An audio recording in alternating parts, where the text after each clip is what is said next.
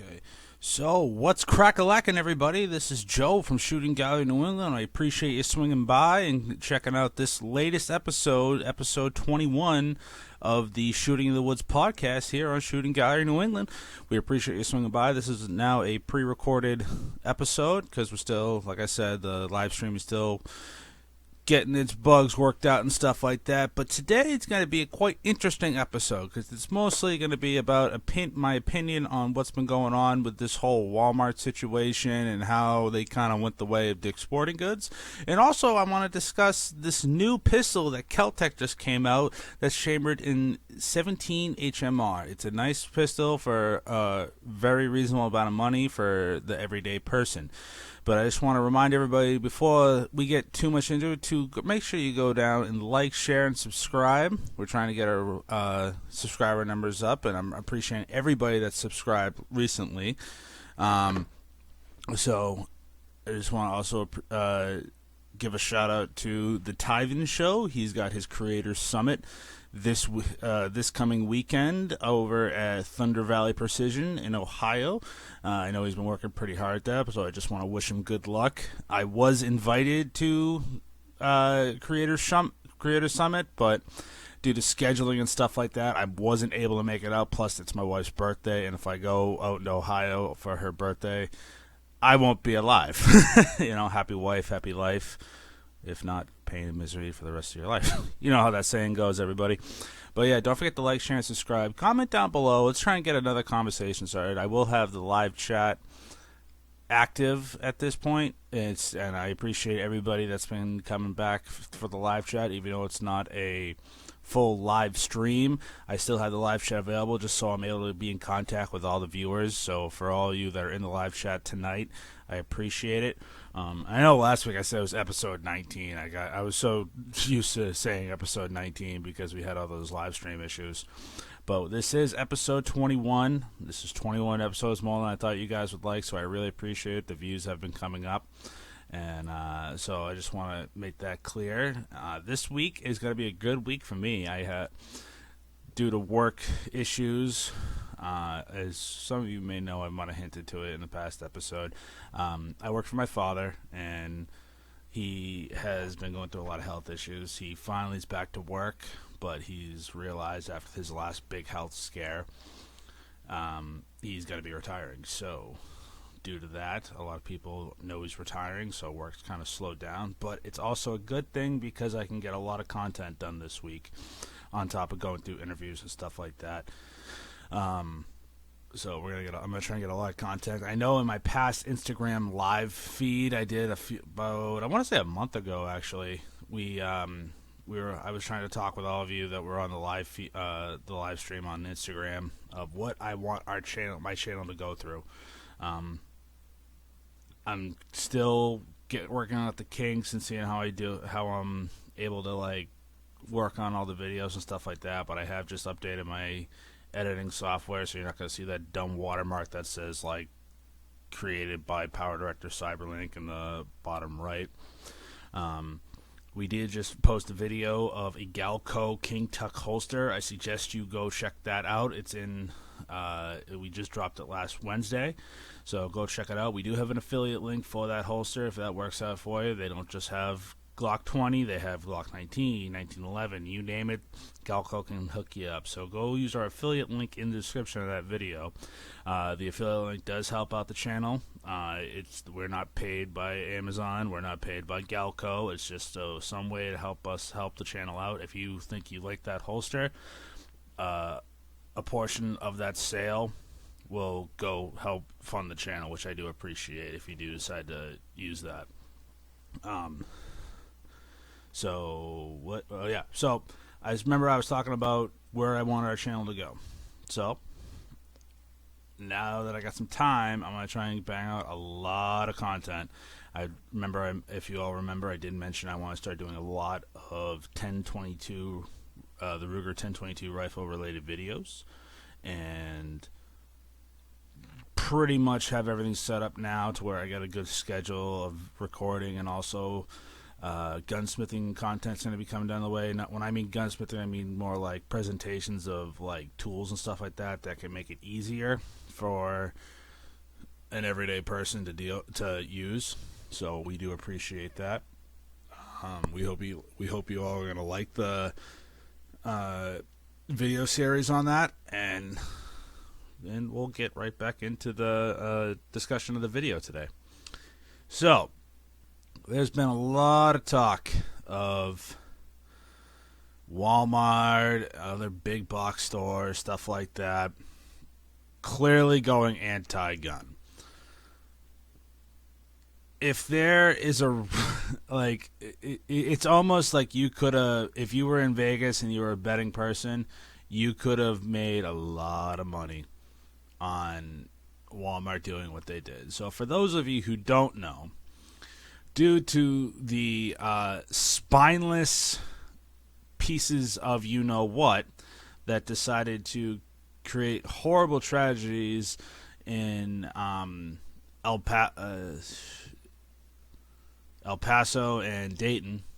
I didn't want to get the town mixed up because that's just, I don't believe in that. That's wrong. Those two mass shootings, one of them was committed at a Walmart. I don't believe the Dayton, Ohio was. That just was some other a-hole that wanted to make a name for himself. So it happened in a Walmart, and the company, I can see what I don't agree with it 100%, but I'll get into why it doesn't, like, me personally, this doesn't affect me because I have a few personal issues with Walmart to begin with. You could almost, like I said, if you're a bet man, you can almost make sure that's going to happen. Like, that company it will not let a tragedy go to waste. They're controlled by a lot of very anti-gun people, and they don't really have a spine to begin with. It's not just because they committed at their company. I get that, like, they gotta kind of have to save face their employees, but I would like to recommend everybody that thinks, oh, they're just trying to help their employees, all that stuff. I don't know the name of the documentary, but I know it's out there. I'll say this from personal experience. I am a former employee of Walmart. They do not give a flying you-know-what about their employees. I worked for them for almost a year, and I was in high school, but still, like, I'm talking like I wouldn't be on the schedule for a month because they just didn't want to give me shifts. Like, in high school, when I had to drive 45 minutes to school every day, that paycheck would have helped, and they said they didn't have the hours, and that I was not allowed to pick up shifts. They don't care about they're trying to do this to the media. I'm telling you from personal experience that most stores, their store managers don't care. They're just there to get a paycheck or there to get a salary. There is a documentary out there showing how bad Walmart really is and how they can affect actually small business owners, how they treat their employees, how they treat the environment. You can go check it out. It used to be on Netflix, but I don't even know what it's called. But it's legit a, like, documentary showing how bad Walmart is. So, them trying to act in the media to act like they're these social reform, social justice company that they care about everybody and they want to make a change. Listen, dude, I don't believe that for a second. Like, I've been under that umbrella. I've tried to drink the Kool-Aid. It doesn't, that company is not. And I'm not trying to bash Walmart, but I'm sorry, I can tell. I can tell, see right through what they're trying to do. They are definitely being told what to do. They're definitely being paid off to do what they're doing right now. So, for what people who don't know exactly what they're doing after that rant, Walmart has decided to go completely anti-gun, kind of like how NASCAR went and how Dick's Sporting Goods and Kroger. I don't know. I don't know how to pronounce them. I don't really care because we don't have them around we don't have that store around where I am. But they decided to publicly come out and say they're going to stop selling semi-automatic, blah, blah, blah, blah, blah. You need to be 21. And now they're also trying to get rid of short barrel ammunition, which, I'm sorry, clearly, just in that statement alone, they don't know what they're talking about. Like, they don't know what they're talking about. I feel like these like PR people that are setting up these press conferences and press releases, you could literally do a Google search that would make you sound 100% better, and you wouldn't sound like you are the biggest imbecile on God's green earth. Okay, short barrel rifle cartridges. Okay, so I don't think there is a short, like, I'm not trying to get into semantics, but I'm just trying to break down how stupid and idiotic these people who are trying to legit walk the party line of either it's Bloomberg, Moms Demand Action. I do have an article we're going to go over from Truth About Guns, and I'll put it in the link in the description to get the full article. I'm just going to summarize it. But there's pretty much pulling all 5.56, 223 ammunition. But they do say, we understand those there are some bolt guns and hunting rifles. They have to say hunting rifles are chambered in those rounds, but they're just not going to sell them because, you know, they can be chambered in assault weapons. Okay, so again, they're dumb because the spineless a-hole that decided to create that tragedy over in El Paso used an AK-47. Why are they so focused on 223 and 5.56 ammunition? And I think they're going to stop selling 9mm, and they're going to stop selling. They're probably going to start selling 7.62 by 39, but they started off focusing on 223, 5.56, which, you know, for those who are not fully into the gun community, most people don't realize that AK rounds are 7.62 by 39. Yes, there are AKs that shoot 5.56, but again, these spineless a-holes don't realize that. They just want something so they can, you know, get their 10 minutes of fame because they're doing a criminal act. So whatever firearm they use, it shouldn't matter because they're committing a criminal act. I don't know why the media doesn't want to recognize this, because they always want to push for bans and all this stuff, but they don't realize just the second they step foot out the door, it doesn't matter if they pass a background check or not, that person is the one committing it, not the firearm. So from them committing criminal acts, they are committing it, not the firearm. It's not like we're trying to, I know, say devil's advocate here. Oh, you're trying to make it seem like the gun is you know, its own entity. Like, no, it's an inanimate object. It requires human emotion and stuff like that, and it requires physical act of pulling a trigger for it to work. You could load that thing and let it sit for a million years. It's just going to be rusty, and the bore might be shot out, but that will not fire. You know, this is not some Jedi mind trick. I'm gonna not even touch it to fire it. Like it's straight physics and mechanics. So Walmart decides they're pulling all this ammunition. I see two big issues with what they're doing. One, people that are on a budget, I try to support local gun shops and local business as much as possible. I've never bought a gun from Walmart because I'll get into that in a second too. But there's certain ammunition that Walmart doesn't carry. We all know I'm a big fan of 10mm. I shoot a lot of 10mm. I've never seen 10 mil on Walmart shelves. Two, Walmart has lower prices than local gun shops because they have to make their 20 to 30% profit off whatever they're selling. So, for example, say you want to get a box of Winchester White Box, common ammunition, or even American Eagle, Federal American Eagle. It's a common round. There, it's probably between, I'm going to say, $8 to $10, a box of 50. That same box at a gun shop is going to be at least $12, $13, maybe $15 at a local gun shop because, again, they have to make money on that. all these people that say, oh man, local gun shops are so expensive. Listen, there's a reason why they're so expensive, because they have to make a profit. They have to make a profit on what they're selling, or they're going to run themselves out of business. That's another reason why Walmart is very, I would say, hypocritical, because they're saying they're the lowest prices around, but when they don't have what you're looking for, you still have to be forced to deal with higher prices at a local shop because you decide you don't want to sell certain ammunition. So people that are coming out of college, they want to start getting into guns and stuff like that. They don't have they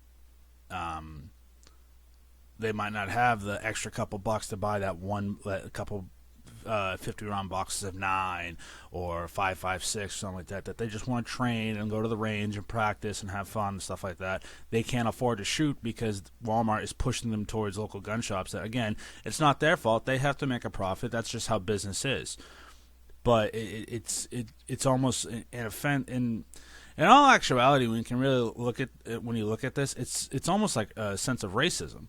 Because racism and discrimination. I know Maj Toure explains how all and Kevin Dixie of No Other Choice Firearms Training, and Maj Toure of Black Guns Matter, they preach of how all gun control is racism. When you really think about it, this is also a form of it. It doesn't matter if you're white, black, Hispanic, Asian American, or whatever you are. It's discriminating against gun owners. So gun owners, you can be anybody, and that's the greatest part of the Second Amendment is you can be literally anybody, and as long as you are a law-abiding citizen, you have the constitutional right given by God and the Constitution to have a firearm. It's the Second Amendment. So this is my take on it. I already said. That's exactly what Walmart's doing. That's the cause and effect of this whole anti-gun left. But at the same time, now this does not go for the entire country, but this is how I see it.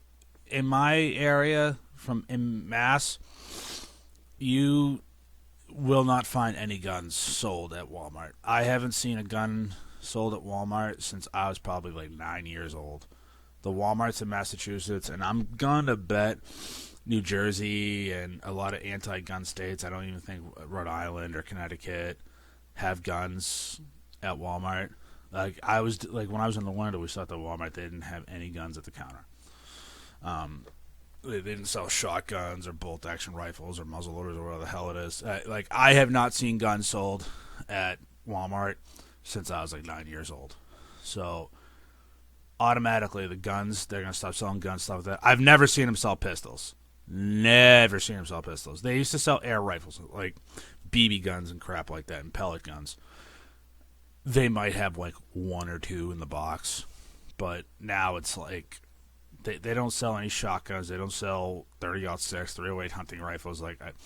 In my area, I don't see that. So that doesn't affect me, but at the same time, it does affect. I can understand with the ammo standpoint because, like I said, everybody goes to Walmart. People say, "Oh, I buy online." In Massachusetts, you actually really can't buy online here. They don't allow it. So people say, "Oh, buy online." Okay, not in this state. Not in this state. You need to have some type of FFL, whether it be a Class 3 Cooley and Relics license, or you have to be a gun shop or an 07 SOT. It's very hard to get ammunition sent to your house. There are those sites that allow it, but do you really want to get caught and ruin it for everybody else in the state that somehow likes to buy? It affects. This is how I feel. I have to go to local gun shops because not just for 10, but 9. There's a certain type. I love shooting the 124 grain Aguila 9mm. In my Ruger P85, I've had a couple videos on it. That ammo shoots exceptional in that gun. I love that ammo in that gun. For some reason, that gun just likes the 124 grain. And I like Aguila because I've never had any issues with it. So that one brand, I can't even order like a case of it. I'd have to go through a gun shops. I'd have to go through a gun shop, say, hey, can you order me 500 rounds or a case of, 124 grain a kilo 9mm ammunition. I'd have to pay that premium because they have to make a 30% intake profit, 30% profit on it. Wait a couple weeks to get it. Where if Walmart decided to be cool and just say, "Oh, okay, how about this? I'm just gonna stock it," they're not gonna do that. Same thing with 22. Years ago, when I first started getting at guns, you could not find 22. Like they had that huge shortage where no one could find 22 LR. Walmart didn't start stocking 22 LR until probably about 3 years ago. They never had it, so I had to go to local gun shops and buy it. Which I don't care. I like supporting them because that's, they're furthering the Second Amendment. But at the same time, when when I did shop at Walmart, I personally will try my hardest not to. But at the same time, for my area, it's the only department store around. And that's hard for a lot of people, which I'll get into that in a second. Hold on, I just got to itch my head.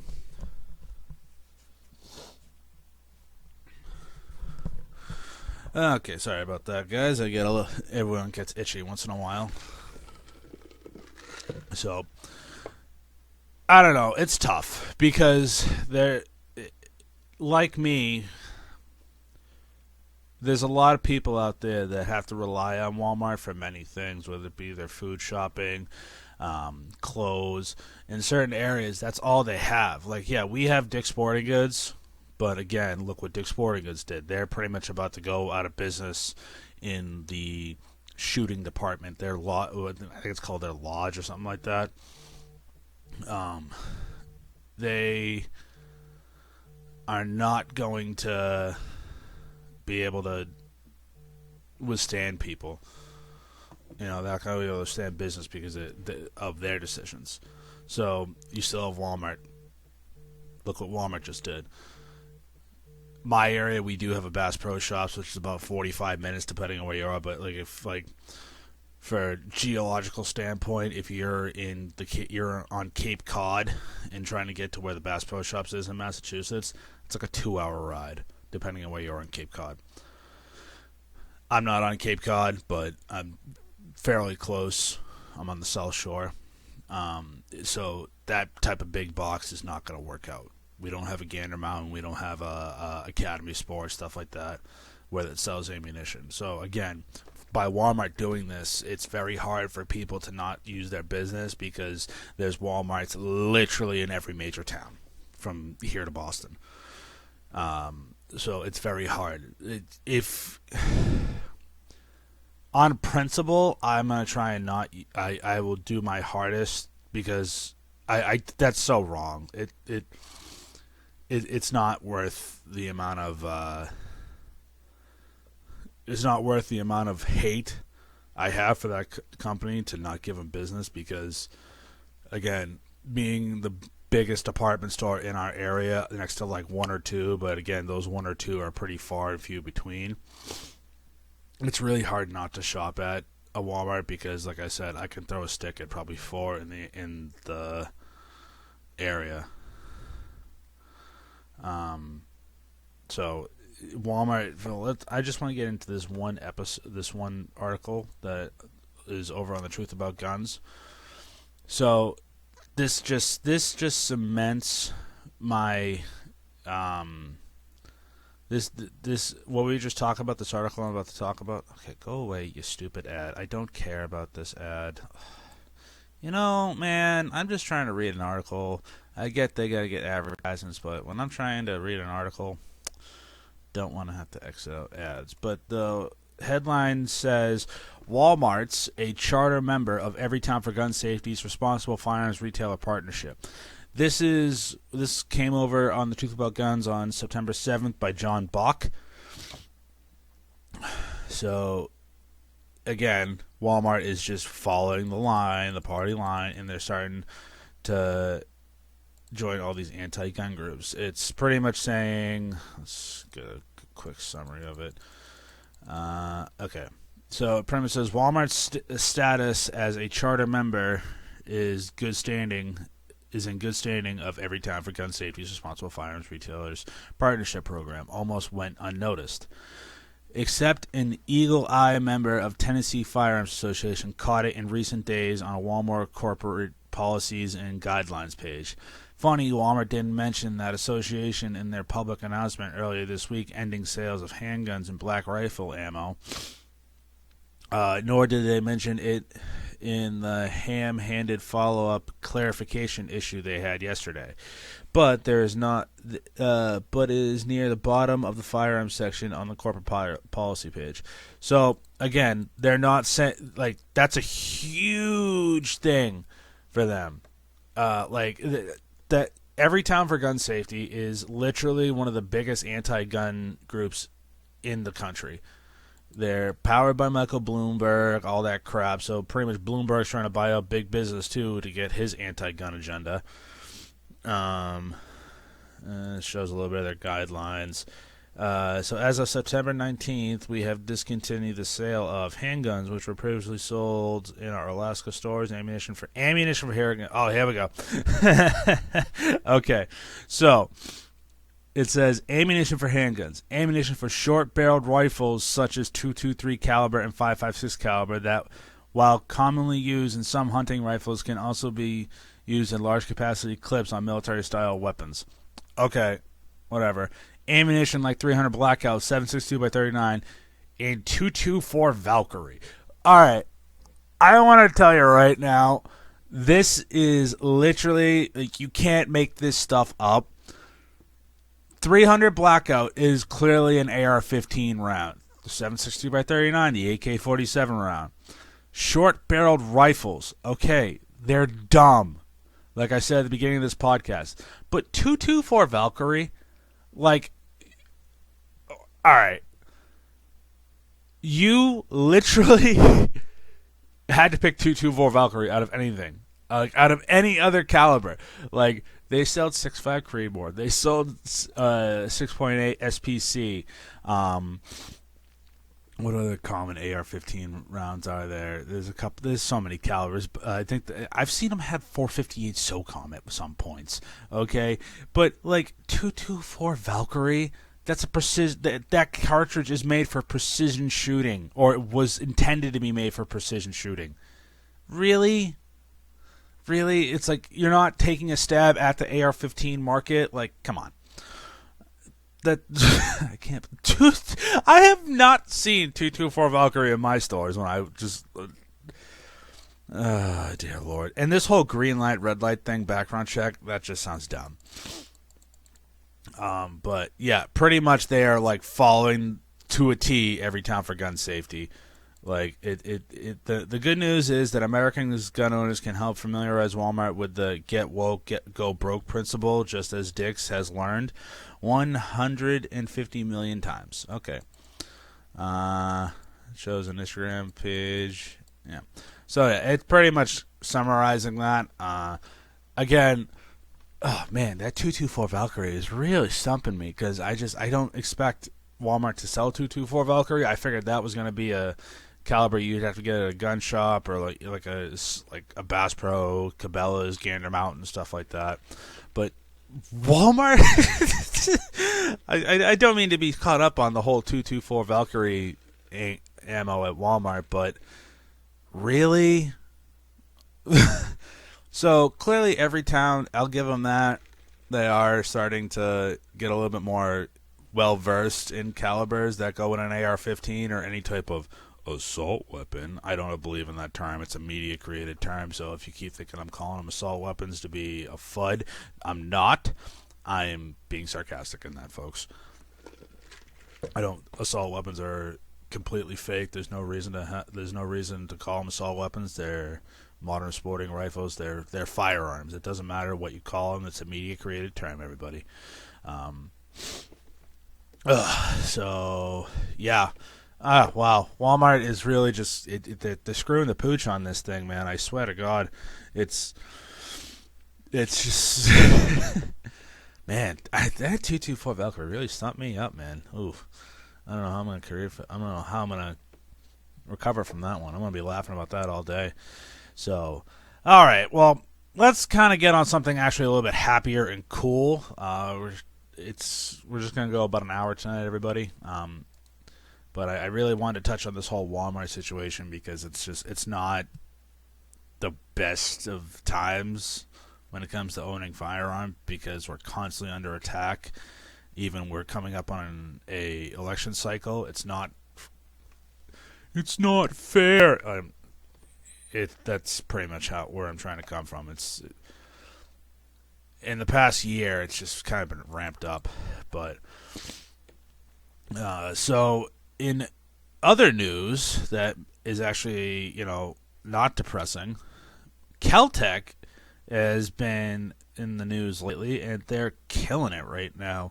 They just released their brand new Keltec P17. It's a 17 rounds, 13-ounce threaded barrel, 17 HMR pistol. It looks like we're gonna get into the specs in a minute, but this is over on the Firearm blog. I'm gonna have the links to both these articles in the description of the video. So what it pretty and it's in their MSRP in $199. That is pretty effing cool. Wow, that thing looks cool. So it kind of looks like a take on their PF9, maybe like that, but it's actually no, it's not. So it says just announced about to reach as well as affordable. Holds 16 plus. Okay, so it's 16 plus 1, not 17 round. Okay, yeah, that still makes sense. Of 22 hour, weighs less than 17 ounces. MSRP. The P17 package also has a lighter laser accessory. Oh, I thought it was a 17 HMR. Oh, okay, never mind. It's a 22 LR. Still, that's pretty cool. I thought it was a 17 HMR. Wow, I don't know why I thought that. The barrel, it's a threaded barrel, so it's probably half by 28 almost automatically. Also adds a light laser accessory. Okay, so it's a Picatinny rail. Requiring use of thread adapter extended similar to a PPK/S if you plan on running a suppressor. So you need a thread an adapter because the threads are probably under the slide. Okay, but for $199, that's awesome. That's a pistol a lot of people can afford. If this becomes mass compliant, I'm buying one. That's just out of sheer. Okay. Here's the specifications. There we go. Firearm blog. Get with the program here. All right. So it's unloaded. It weighs 0.8 pounds. Magazine capacity is 16. Overall length is 6.65 inches. Barrel length is 3.93 inches, so almost a 4-inch barrel. Threads it's half by 28. This thing looks absolutely cool. Wow, comes with nice front sights, less than 14 ounces, concealable for pretty much anyone. Ambidextrous safety and mag release. Okay, I'll believe that when I see it because people say it's ambidextrous and it tends not to be. But for the price of $200, if that's MSRP street price, you're probably gonna see this for like $175. It says it's a tack driver, excellent trigger. Okay, again, that's all subjective. I feel if you say you have a gun that has an excellent trigger and it's a tack driver. Again, it's all subjective. Most people aren't gonna have a ransom rest to say it's a tack driver. People say Glock 19s are incredibly accurate, bare bones. I have a Glock 19. It's bare bones. And I'm still practicing because you have to add in the human variable of like, okay, how you holding the grip, what's your proper grip position on the trigger, are you breathing properly, what's your shooting stance, the wind conditions, even gravitational pull could probably have some type of effect in your accuracy of being a tack driver. And again, trigger pull is all subjective. I can already tell this gun is not going to be mass compliant because in Massachusetts you're supposed to have in order for the pistol to be on the mass compliant roster, you have to have a pistol that has no lower than a 10-pound trigger pull. It has to pass this like drop safe test. It has to have a 10-round magazine capacity, and I don't think you're allowed to have a threaded barrel. And there's one other thing I forget. I don't remember. I think it might have to have a safety, like an external safety on this. But it's just... I'm so sorry about that, ladies and gentlemen. I just woke up about an hour and a half ago. I'm pre-recording this today around like 9:30, 10 o'clock in the morning. I'm trying to chug down my Dunkin' Donuts iced coffee as fast as I can to wake up. Been working all weekend. But yeah, I don't see this pistol being on the mass compliant roster, possibly even California, New Jersey, and New York City. Or yeah, New York State actually. If I personally feel if like New York City just had all those gun laws and all the surrounding like, you know, country towns of the New York State had like regular gun laws, and New York City can be the, you know, anti-gun cesspool of the country, I would definitely do that. But yeah, I don't see this pistol in like, you know, non-freedom states being compliant. I keep it mass compliant, but I don't see it being on like approved rosters in certain states like New Jersey, California, Mass. But this is absolutely spectacular. What does it have? It has fiber optic front sights and adjustable rear sights to help. Okay. This pistol's freaking cool, man. I absolutely love this pistol. I want one so bad, but again, I don't see it. It almost looks like a subcompact. It looks like the PF9 that they have. It legit looks based on the PF9, but it's in 22 LR. I thought it was in 17 HMR for some reason. I don't know why, but you know, still, you know, things happen. But yeah, Keltec's been actually killing it lately. The past couple guns they've released, then again, I want every gun there is known to man. So except like anything made by Taurus. I'm not a fan of Taurus Firearms. I can already see the hate in the comments. I'm not a Taurus fan. Sorry. You know, some people aren't like, you know, Glock fans. Some people aren't this type of fan. I'm not a Taurus fan. Plus, that you can't get Taurus handguns in Massachusetts anyway. So, what are you gonna do? But yeah, the brand new Keltec P17. This gun's is gonna be I think it's gonna be a slam dunk. You know, especially for being at $299. With some competitors, it's like, I know Taurus has their TP22 or whatever the hell it is, that new one they just released this year. That's just at like $300. This is at $199 MSRP. So again, street price, lowest you'll see it is maybe $150 on like a sale. But Keltec.